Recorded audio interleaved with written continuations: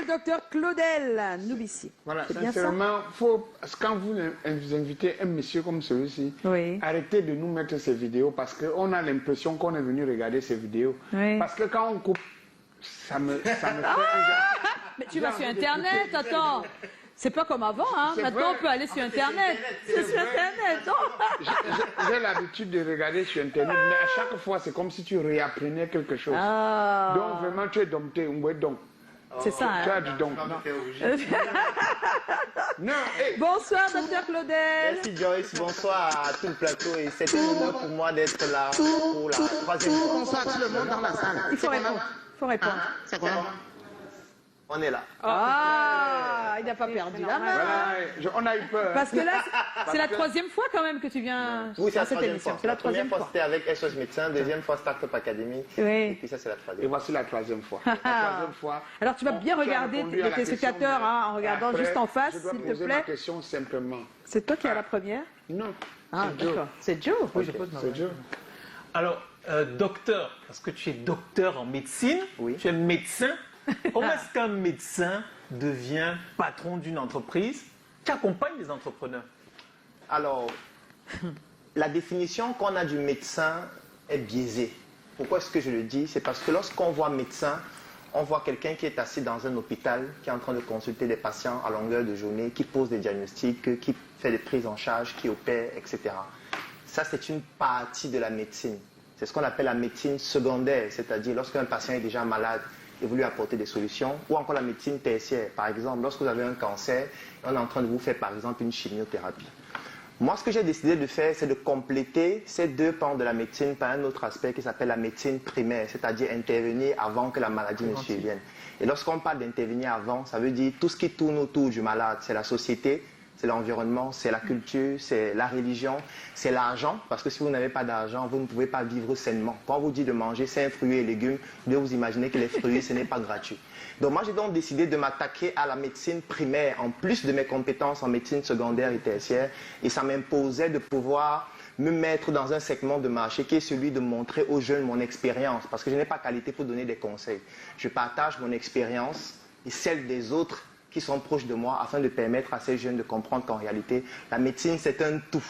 Et ce tout prend en considération son mode de vie, son environnement, sa psychologie, parce que l'être humain, il est bio, c'est-à-dire votre corps humain, son fonctionnement, il est psycho, votre état d'esprit, et il est surtout social, les interactions que vous avez avec les autres. Si les trois ne sont pas en harmonie, vous ne pouvez pas être en santé. Donc je suis un médecin qui a décidé de toucher aux trois dimensions de l'être humain et ça prend forcément en considération le fait d'accompagner les autres avec les minuscules connaissances que j'ai. Mesdames, messieurs, je quitte l'émission parce que je n'ai plus de questions. Sincèrement, ce monsieur, si on le laisse il va tout parler. Mais moi, poser la question autrement. Pourquoi tu ne te contentes pas de faire comme tout le monde? C'est-à-dire que le médecin qui va faire la médecine secondaire et tertiaire et se croiser les bois, rentrer à la maison, regarder Canal 2 tous les soirs tranquille. Alors faire comme tout le monde, c'est être quelconque. Je n'ai pas envie d'être un être quelconque. J'ai envie d'être un être qui apporte sa plus-value à l'humanité. Rassure-toi, tu n'es pas quelconque. Si nous sommes nés, c'est parce que nous avons le devoir d'apporter quelque chose à l'humanité. Et moi, c'est ma manière d'apporter cette spécificité. J'aime toujours le dire, la nature est belle parce qu'il y a la diversité. La diversité, c'est la différence, c'est la manière d'approcher les choses de manière différente. Et moi, j'ai donc décidé d'apporter une approche nouvelle qui va permettre à ce que les médecins qui, comme moi, ont été au chômage, parce que ce n'est pas un tabou, parce que j'ai vécu ça. Vous avez fait 7 ans de médecine, ta formation normale, et vous ne trouvez pas de travail. C'est un fardeau extrêmement lourd pour une famille d'avoir un médecin qui est au chômage. Et là, je m'adresse aux médecins qui, comme moi, actuellement, sont au chômage. Coup de cœur, et je mets la main sur le cœur pour que vous puissiez trouver des solutions, parce que c'est une situation qui est très grave. Et c'est pour ne pas rester muet vis-à-vis de cela que j'ai décidé d'apporter mes expériences, parce que moi j'ai expérimenté des choses qui ont fonctionné pour moi. Je ne suis pas en train de dire que c'est la solution pour tout le monde, mais je suis en train de partager ça avec les autres pour que ça puisse inspirer ces personnes qui pourraient aussi se dire pourquoi ne pas faire les choses autrement. Donc en réalité, c'est ça. Un très bon médecin, mais tu es aussi un entrepreneur très respecté, hein, à la limite de l'aduleur. Enfin, on t'a dû aussi. Respecté, je ne sais pas. J'ai bouffé beaucoup de tontines en ligne, je ne sais pas si c'est ça. Non, mais aussi, il y a un impact, que ce soit sur les réseaux sociaux ou même sur la vie réelle. Comment t'es-tu rendu compte que tu avais la fibre de l'entrepreneuriat? Alors, disons qu'il y a des prédispositions qui sont génétiques, forcément. Pourquoi est-ce que je le dis? Parce que moi, j'ai eu à mener une étude sur mon arbre généalogique. Et là, j'inspire, ou plutôt je recommande à tout le monde de le faire. Vous ne pouvez pas réussir dans ce que vous voulez faire si vous n'êtes pas en harmonie avec votre famille. Et ça commence par connaître votre famille, tout simplement. Donc, j'ai pris mon arbre généalogique, notamment maternel et paternel. Je me suis rendu compte que mes ascendants avaient une spécificité, c'était d'avoir du plaisir à partager. Parce que je me rendais compte que j'aimais aider les gens et je ne comprenais pas pourquoi. Parfois même au détriment de ma personne. Et je me suis dit, pourquoi ne pas utiliser ça comme une stratégie qui pourrait permettre de gagner même de l'argent? Pourquoi pas? J'ai commencé ça au secondaire. Je faisais des cours de répétition, parfois même gratuitement, parce que je voulais apprendre à transmettre mes connaissances. Plus tard, je donnais des conférences gratuitement quand j'étais en fac de médecine et même après. Et après, je me suis rendu compte que les gens étaient très intéressés par ce que je faisais. Ça veut dire que certains étaient prêts à payer un peu plus pour pouvoir avoir des connaissances un peu plus pointues. C'est comme ça que je me suis dit, pourquoi ne pas transformer ma passion en argent? C'est pas beau de gagner de l'argent en étant souriant. Ben si! On a commencé cette émission en parlant du sourire. Quel plaisir on a. Non, mais nous on rêve, nous sur le plateau, tous les jours, nous on rêve, on est dans notre truc, quoi. Sincèrement, c'est pas donné à tout le monde et on sait qu'on a eu beaucoup de chance de faire ce qu'on aime. Sincèrement, c'est une grâce, je vous dis pas. Vous pouvez pas imaginer. C'est la grâce de Dieu. À chaque fois. Voilà, hyper important. Parce que des fois, des gens te disent qu'on a l'impression que tu n'as jamais de problème, alors que tu en rencontres, mais c'est juste que. Je peux vous raconter oui, inbox. Surtout que, en réalité, c'est pour ça que je dis qu'il faut faire une étude approfondie sur soi, et même sur les mots qu'on utilise. Je prends un exemple. Il y a un mot qu'on utilise parfois abusivement, qui est le mot travail. Moi, je recommande de ne pas l'utiliser. Pourquoi? Parce que ça a une implication même sur le plan subconscient. J'explique. Le travail, c'est un mot qui vient du mot tripalium. Le tripalium, c'est un instrument qu'on utilisait pour torturer les esclaves. Donc, c'est pour ça que le mot travail a toujours été associé à la douleur. Plus de 95% des personnes qui travaillent ne sont pas contentes du travail qu'elles sont en train d'effectuer au quotidien. Ce n'est pas pour rien que l'endroit où les femmes accouchent s'appelle la salle de travail. Parce qu'on sait que dans cette salle, il y aura beaucoup de douleur. Pourquoi vous acceptez de souffrir au quotidien? Arrêtez d'utiliser le mot travail. Utilisez un autre mot, comme pratiquer sa passion, comme pratiquer une activité qui nous fait plaisir. C'est ça. Voilà. Un peu comme certains pratiquent aussi leur passion d'une certaine façon et ils ont du plaisir. Calagan! C'est un mot codé, c'est une phrase codée. C'est vraiment codé. Mais on rigole pas avec ça parce qu'il y a des personnes qui souffrent. Calagan, il y a des personnes qui souffrent. Il y a des personnes qui souffrent. Alors, après ta première initiative SOS Médecins développée avec un groupe de médecins en 2014, en 2016, tu lances Startup Academy, une sorte d'école pour devenir entrepreneur. Moi, je préfère appeler ça comme ça parce que quand on te regarde, on a l'impression de voir le prof. Explique-nous, comment t'es venue l'idée de mettre ce projet sur place? Alors, si je dis que j'étais dans une chambre, je me suis endormi et puis il y a des lumières qui ont apparu et quelqu'un m'a dit en songe, Claudel, voilà ta voix, ce ne serait pas vrai. En fait, ce qui s'est passé, c'est que je me suis rendu compte qu'il y avait des problèmes que je vivais moi-même et j'ai commencé à apporter des solutions à ces problèmes. Et au fur et à mesure, les dés commençaient à se mettre pour que je puisse construire des choses encore plus grandes. Alors, Startup Academy, comment est-ce que ça commence? Ça commence par le besoin de transmettre mes connaissances, comme je l'expliquais antérieurement. Et puis après, je me dis, je vais commencer à faire des conférences gratuites. Ça se déroulait même dans les sièges du SOS Médecins, parce que j'aimais le faire. Et étant donné que les gens étaient très intéressés, je me suis dit, pourquoi ne pas faire en sorte que ça devienne payant? Donc j'ai organisé une première conférence payante qui a été un flop total. C'est pour ça que j'ai retenu la date du 2 février, parce que c'est la première date où j'organise une conférence payante. Parce qu'en réalité, Startup Academy existe depuis 2015, mais j'ai retenu cette date par rapport à cet échec-là, parce qu'il y avait un seul participant qui avait payé 10 000 francs et j'étais obligé de le faire dans un restaurant en lui expliquant que c'est une technique pédagogique qui s'appelle la différenciation pédagogique, c'est-à-dire qu'il y a beaucoup de gens qui ont payé en réalité, mais on les a séparés en un pour que chacun ait un enseignant unique qui lui apporte des solutions spécifiques, alors que ce n'était pas vrai. C'était juste pour masquer mon échec. Après, je me suis dit comment faire pour améliorer ça. Donc j'ai commencé à étudier davantage, à me former en marketing, à me former en communication, etc. Et au fur et à mesure, j'ai développé les techniques qui m'ont permis de mieux les organiser. Après, j'organisais des conférences avec plus de 500, 600, 700 Comment tu t'es formé en marketing et communication? En autodidacte. Ah oui, parce que en autodidacte, mais surtout auprès de ceux qui connaissent. J'aime toujours le dire, discuter avec quelqu'un qui connaît, c'est plus efficace que de lire 10 livres. Ça ne sert à rien d'aller lire des livres d'économie sans savoir exactement ce dont vous avez besoin. Alors que vous avez quelqu'un qui peut vous apporter des solutions spécifiques. Et j'aime toujours le dire, il ne faut pas tomber dans le piège de lire pour lire. Parce qu'on dit c'est important de lire, les gens prennent des livres et bouffent des livres. Il faut lire des livres pour résoudre des problèmes. Ça veut dire que quand vous avez un problème, allez lire ce qui permet de résoudre ce problème. Ne lisez pas tous les livres pour rien. Sauf si vous êtes très jeune. Là, vous pouvez... Oui, si vous êtes jeune, c'est pour vous cultiver à la lecture. Là, oui, voilà. Mais quand vous êtes en entrepreneuriat, il faut lire pour résoudre des problèmes. C'est ça. On parle de start-up et ça me rappelle, j'ai une anecdote parce qu'il y a de cela quelques mois, je tenais une conférence en tant qu'ambassadrice d'une marque. Je tenais une formation sur l'impact du voyage sur l'entrepreneuriat et je me rappelle qu'à la sortie de la formation, la question que me posaient les participants était plus: as-tu été formé par docteur, Ah bon? Bah oui. Et moi, c'est pareil pour moi quand je pars sur Internet et que je trouve un formateur ou bien quelqu'un qui fait du coaching, je pense à vous. Est-ce que tu comprends qu'on t'associe à l'excellence en matière de coaching et entrepreneuriat les mêmes personnels? Tu comprends ça? Parce que dès qu'on voit quelqu'un qui est bon en formation et en coaching, on pense à Dr. Claude. Wow, c'est un honneur pour moi que c'est la méthode. Je puisse avoir un témoignage aussi vivant. C'est peut-être parce que j'essaye d'être clivant et je le fais volontairement. Ça me fait bouffer des tontines et ça me permet d'apprendre aussi. Mais j'essaye d'être clivant. Pourquoi? Parce que c'est une démarche scientifique. Je vais prendre un exemple que j'aime toujours prendre. Aujourd'hui, on parle du vaccin de la Covid. Pourquoi est-ce qu'on se vaccine contre la Covid? C'est parce qu'on a été choqué par les gens qui sont morts. On a été choqué par les activités qui se sont arrêtées. On a été choqué par des gens qui ont perdu leur travail. C'est parce qu'on a été choqué qu'on décide de prendre une décision d'aller se faire vacciner. En fait, ça, c'est un circuit qui passe dans un système du cerveau qui s'appelle le système limbique. Ça contrôle les émotions, la mémoire et la prise de décision. Donc, quand on stimule vos émotions, ça vous pousse à prendre une décision. Et ça vous pousse à mémoriser aussi longtemps. C'est pour ça qu'une femme ne va jamais oublier le premier jour de sa grossesse ou la première grossesse. Parce qu'étant donné qu'il y a beaucoup d'émotions, elle retient plus longtemps. Alors que si tu lui poses une question, qu'est-ce que tu faisais le 10 septembre 2016 à 16h, elle a oublié. Parce que c'est une date qui ne correspond pas à de fortes émotions. Donc moi, je veux susciter des émotions. Je ne veux pas être aimé. Ça ne m'intéresse pas d'avoir plus d'amis. Ce n'est pas mon objectif. Mon objectif, c'est de susciter des émotions, le questionnement.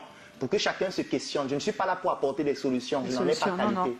Je suis là pour partager mon expérience, susciter le questionnement et que mon expérience et ce questionnement individuel permettre à chacun de trouver sa propre voie, qui n'est pas forcément la mienne, parce que je me trouve encore médiocre. C'est bien dit ça. C'est la modestie. Enfin, bon, voilà. Modeste. Alors, voilà, oui, j'ai une question là, mais je ne sais pas vraiment si je vais pouvoir la poser dans la norme, mais je vais essayer. Parce qu'on me dit ici, comment as-tu été capable de mettre, de conceptualiser ces enseignements? Oui. Alors, moi, je ne suis pas un enseignant. Normalement. Je ne suis pas un coach. C'est un terme qu'on utilise abusivement, mais je l'accepte parce que voilà, je n'ai pas envie de débattre forcément. Non, parce qu'on n'a pas encore trouvé un autre mot. Oui, je ne suis pas coach. Tu es? Je ne suis pas enseignant. Je suis quelqu'un qui est passionné par le partage de son expérience. Parce que coach, c'est un peu comme quelqu'un qui t'accompagne, qui sait où tu dois aller, qui sait l'objectif que tu dois atteindre et qui te guide. Moi, je n'ai pas qualité pour faire ça. D'accord. En fait, chacun de nous est tellement différent que je ne peux pas prétendre faire ça. Par contre, nous sommes dans un environnement où j'ai la prétention d'avoir réalisé certaines choses. Que je me félicite moi-même pour ça. Je n'ai pas besoin d'attendre que quelqu'un me dise bravo. Voilà, tu fais un peu comme le magouillard. Donc, ce qui fait en sorte que dans notre environnement, je pense avoir qualité pour dire à quelqu'un, si tu veux faire ça, voilà en principe ce qui fonctionne souvent. Je l'ai fait. J'accompagne des personnes qui ont déjà eu à le faire et à avoir certains résultats. Peut-être si tu fais comme ça, ça peut fonctionner. Ça ne veut pas dire que c'est absolument ça qu'il faut faire. Tu peux décider de ne pas suivre et faire quelque chose de bien meilleur encore. Donc c'est pour ça que je préfère dire que j'aime partager mon expérience modeste. Et puis ce que ça me permet aussi de faire, ça me permet de beaucoup analyser. J'aime toujours dire tout ce qui ne se mesure pas ne s'améliore pas. Donc ça veut dire que l'avantage que j'ai, c'est qu'étant donné que je fais beaucoup de conférences, et je recommande toutes les personnes qui ont des compétences à faire des conférences. Pourquoi? Parce que ça vous permet d'entrer en contact avec les gens. Avec l'humain. Et l'humain, c'est l'élément minuscule de l'humanité. Pour comprendre l'humanité, il faut entrer en contact avec l'humain. Donc ne restez pas dans vos cahiers, ne restez pas avec les faux noms sur Internet pour commenter et dire du n'importe quoi. Allez rencontrer l'humain, partagez vos connaissances. Et quand vous partagez vos connaissances, vous partagez aussi votre ignorance. Parce que vous croyez que vous connaissez. Et quand vous allez discuter avec les autres, vous allez vous rendre compte qu'en fait, nous sommes tous ignorants, mais pas de la même chose. Donc les autres vont vous dire, ce que tu dis là n'est pas exactement ça. Voilà plutôt ce qu'il faut faire. C'est pour ça que moi, j'aime faire des vidéos. En fait, faire des vidéos et faire des publications, c'est une manière pour moi de partager mon ignorance pour que les autres m'apportent des connaissances qui vont combler l'ignorance qui est la mienne. Donc c'est le meilleur moyen d'apprendre. partager ses connaissances. Bah oui, un entrepreneur. Voilà les gars qui sont au quartier, souvent qui me font la gueule. Tu vois ton égal. J'ai fréquenté M. Calagan. Voilà ton égal. Calagan, c'est aussi ton égal. Oui, mon égal, comment j'ai bac plus combien? C'est pas possible. C'est surtout un bon quand ça met la couchette, ça met c'est comment il avait fait. Quand tu es sur un plateau et on sait ton expérience en matière d'entreprise et autres, on a juste envie de te demander comment se porte l'entrepreneuriat au Cameroun. Alors l'entrepreneuriat se porte très bien. Moi, je trouve que c'est magnifique. Parce que nous sommes un environnement hyper particulier. C'est parce que c'est l'un des environnements au monde où il y a le plus de problèmes. Et un entrepreneur adore les environnements où il y a des problèmes parce que chaque fois qu'il y a un problème, c'est une solution. Moi, par exemple, j'ai vu une formation il y a de cela 2 jours, je pense, ou c'était hier, qui était avec pour thème communication en temps de crise. Moi, j'ai trouvé ça ingénieux de faire une formation de ce type à cette période-ci. Ça montre que pour un problème, il y a une opportunité. Et c'était payant. Donc, c'est pour dire à quel point, moi, je trouve que l'entrepreneuriat se porte très bien parce que l'entrepreneuriat, c'est résoudre des problèmes. Ça ne servira à rien d'aller dans un environnement où il n'y a pas de problème, où vous n'avez pas de compétences pour résoudre les problèmes. Vous imaginez un pays où les gens vont vivre dans l'espace? Vous imaginez ce que ça veut dire? Un pays comme les États-Unis où il y a des entreprises qui ont pour objectif de coloniser Mars, comme SpaceX. Vous imaginez le niveau technologique qu'ils ont déjà atteint.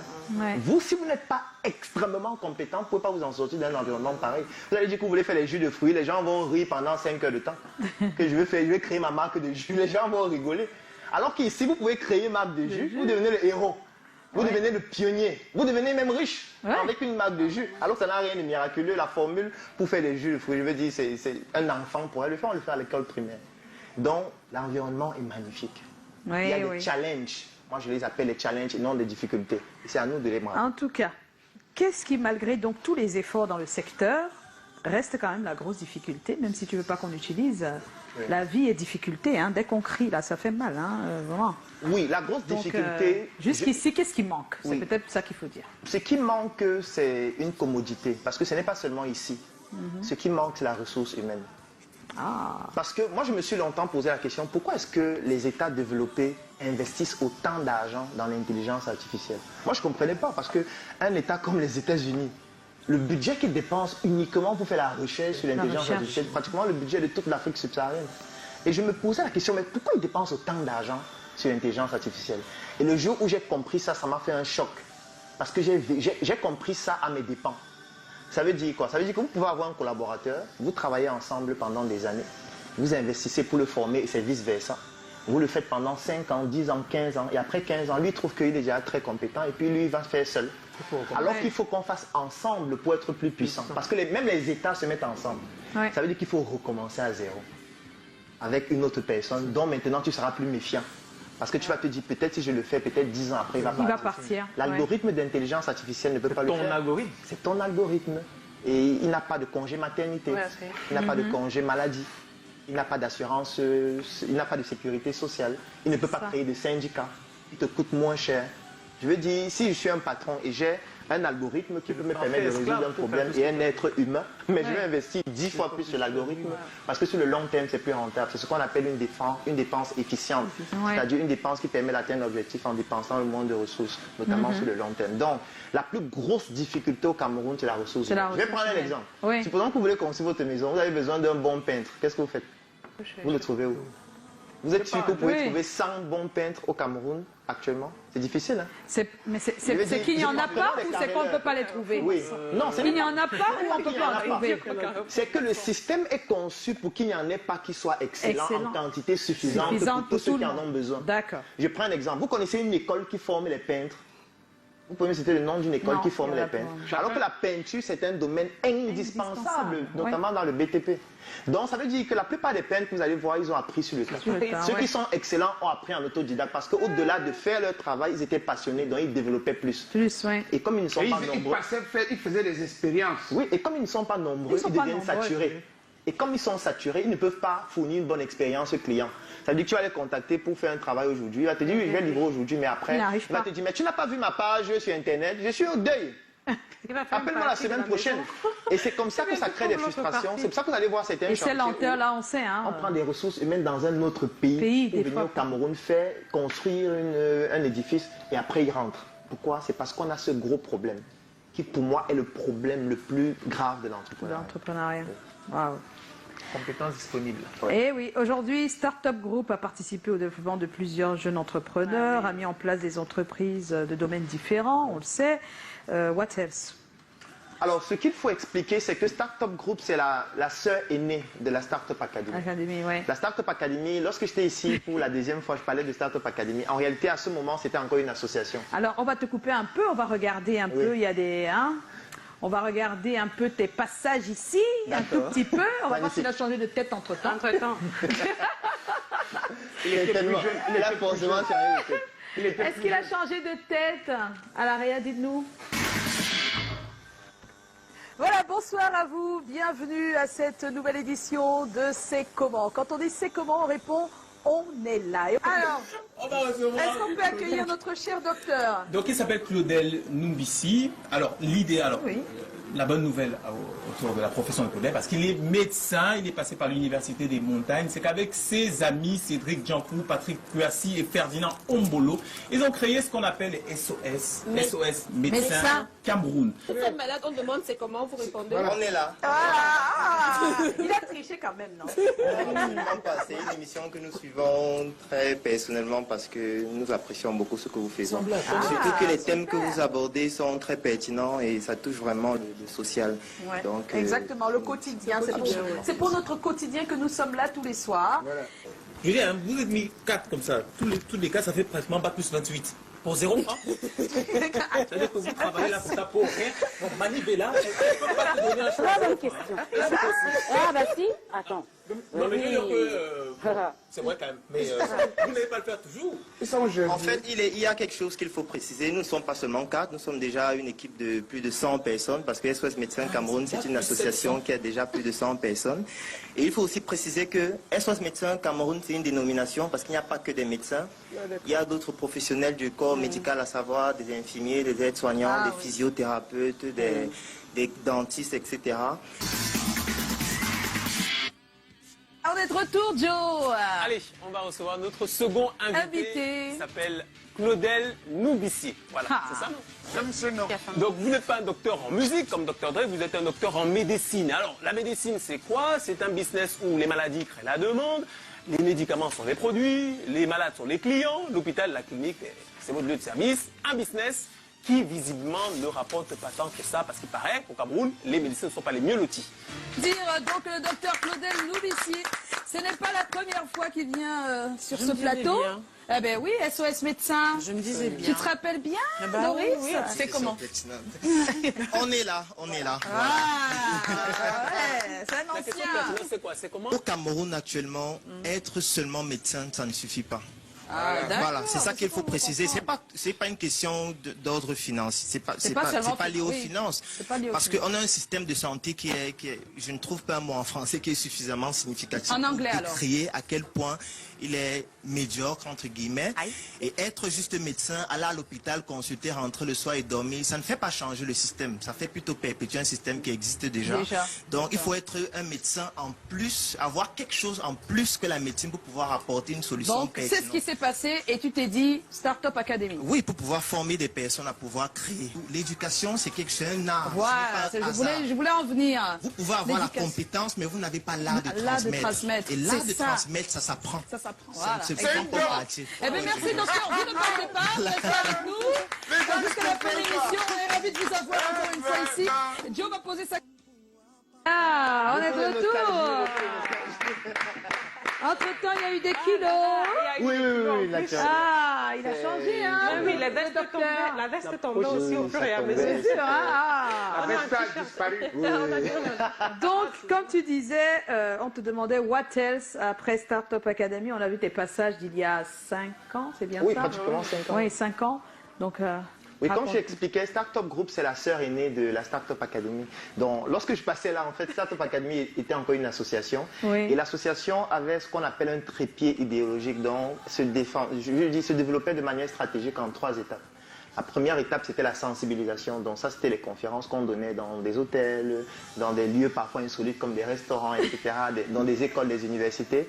Donc ça, c'était pour prêcher, je veux dire, la bonne évangile de l'entrepreneuriat. Ensuite, on est passé à la deuxième étape qui était la formation. Ça, c'était en 2017, en ouvrant nos sièges On a d'abord ouvert un siège à Douala, ensuite on a ouvert un siège à Yaoundé, où il fallait maintenant accompagner les personnes qu'on avait sensibilisées à travers cette fois des compétences opérationnelles et surtout un savoir-faire pratique. Donc là, on donnait des formations, par exemple en cosmétique, des formations en agroalimentaire pour apprendre à fabriquer des produits, à créer des marques, etc. Et en 2018, notamment au mois de mars, on a décidé de passer à la troisième étape, qui est l'investissement dans des projets. C'est là où on a commencé à investir dans des industries, comme Startup Color, où nous fabriquons de la crème, nous fabriquons des sacs, des stylos, etc. Comme Startup Cosmétique, où nous fabriquons des produits cosmétiques. Et ces industries ont commencé à se développer. Et il y en avait de plus en plus. À un moment donné, on s'est dit, il faut qu'on quitte du cadre associatif. L'association ne disparaît pas, elle reste, elle a des responsables à Yaoundé, à Douala, à Tchang même aussi, parce qu'on s'est déployé à Tchang, et même dans d'autres pays de la diaspora, et même en Afrique comme la Côte d'Ivoire, comme le Burkina Faso. Donc l'association continue d'assumer ses fonctions, mais les entreprises que nous avons créées, pour prêcher par le bon exemple, parce qu'on dit tout le temps qu'il faut travailler ensemble. Et on voulait d'abord montrer aux autres que nous aussi on peut travailler ensemble. Donc on a décidé de prendre toutes ces entreprises qui sont au nombre de 15, et on a réuni ces entreprises dans un groupe qui s'appelle Startup Group SA. Donc c'est une société anonyme qui comporte 15 entreprises dans plusieurs secteurs d'activité, partant de l'industrie jusqu'à la santé, et dont je suis le président du conseil d'administration. Donc voilà en fait le Startup Group SA. Oh, super. C'est quoi ton rêve aujourd'hui, Dr Claudel? Mon rêve, c'est de participer à l'histoire de l'Afrique. Mon rêve, c'est de faire en sorte que si un jour on liste les personnes qui ont contribué à ce que l'Afrique puisse se développer, même en passant de 0 à 1, que je puisse figurer parmi ces personnes. Le rêve est clair. Hein. Le rêve est bien clair. On a quelques réactions. Salomon Camille, c'est comment? On est là. Mes admirations pour le coach. On va toujours t'appeler coach, hein, rien à faire. Cependant, je voudrais savoir, est-ce un don? Une formation complétée d'un travail ardu? Et enfin, que fait-il pour assurer la relève? Bon, alors un don, je ne dirais pas forcément, mais je dirais qu'il y a des prédispositions. Je l'ai expliqué antérieurement. Avec l'arbre généalogique. Il y a des personnes qui ont des prédispositions à transmettre, qui aiment transmettre. D'autres n'aiment pas le faire. Et se disent, ce n'est pas pertinent, c'est dangereux, ce que je connais, les autres vont me concurrencer, etc. Donc on n'a pas forcément la même approche. Donc il y a d'abord cet aspect de prédisposition. Deuxième chose, il y a beaucoup de discipline. Moi, par exemple, je fais une vidéo chaque jour depuis des années. Ça, ce n'est pas facile. Il faut essayer pendant un mois pour voir ce que c'est. C'est dur, non, c'est dur. Moi, je ne fais pas les vidéos d'une minute. Donc, quand je fais une vidéo, elle peut faire 20, 30 minutes, parfois plus, sans arrêt. Dès que ça s'arrête, je reprends à zéro. Parce que je ne suis pas du style de faire des vidéos qu'on va couper. Je ne coupe pas de vidéos. Donc c'est une discipline, donc ça demande donc beaucoup de discipline et beaucoup de travail aussi. Donc si vous n'avez pas de prédisposition, le travail peut combler le manque de prédisposition. Maintenant, assurer la relève, en fait, ce n'est que ça.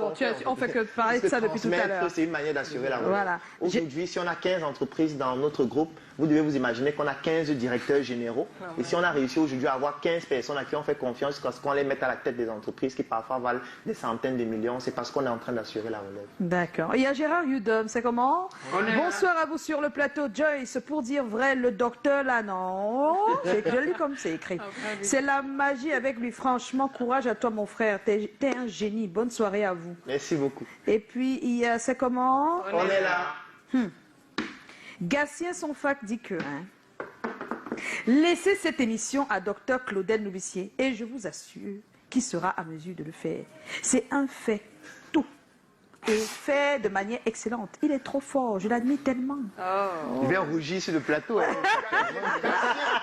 Je connais Gatien. Alors, il y a Elsa Wamba, c'est comment? On est là. Je suis une jeune passionnée de l'entrepreneuriat, précisément par le e-marketing. Je voudrais savoir s'il est nécessaire de laisser mes études de soins infirmières pour m'y consacrer. La réponse est non. Non. Non.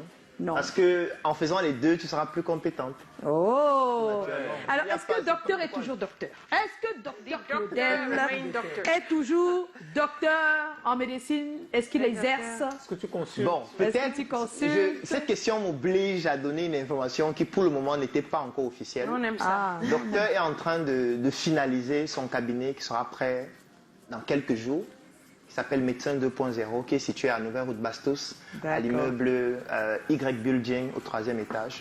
Donc à partir de juillet, vous allez avoir un cabinet qui est propre à moi où je ne fais que la médecine. Voilà.